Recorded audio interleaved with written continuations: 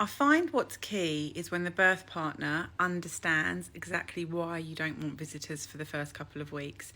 If you've done classes together and you've discussed postnatal planning, um, bonding, infant feeding, what the first couple of weeks looks like with a newborn baby. If he or she has a really good understanding of what that's going to look like and how tired they're probably going to be, then they would probably want that as well. So I think antenatal education is key. I think discussing it before baby's born is smart, because the last thing you want to be is have this pressure put on you when you've got your baby there. So discussing it antenatally is important, and then coming up with a compromise maybe. I mean, it's a shame that they should be more concerned about how we feel rather than offending parents, but it's the way it is sometimes.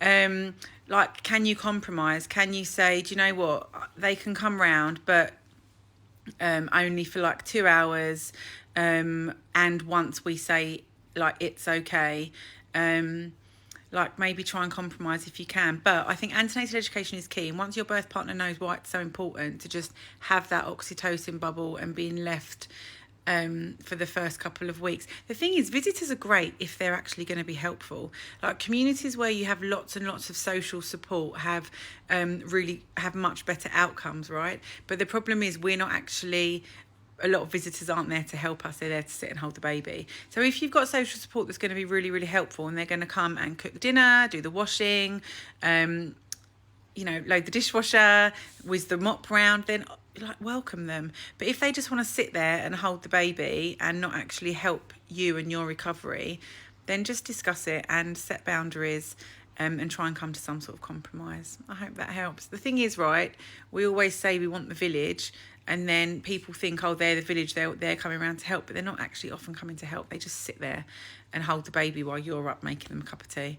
That's not the village that we're talking about.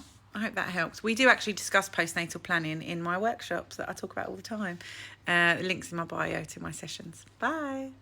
Let me order this book, Why Postnatal Recovery Matters, by Sophie Messenger. I should probably set up a shop or something to add all these books in.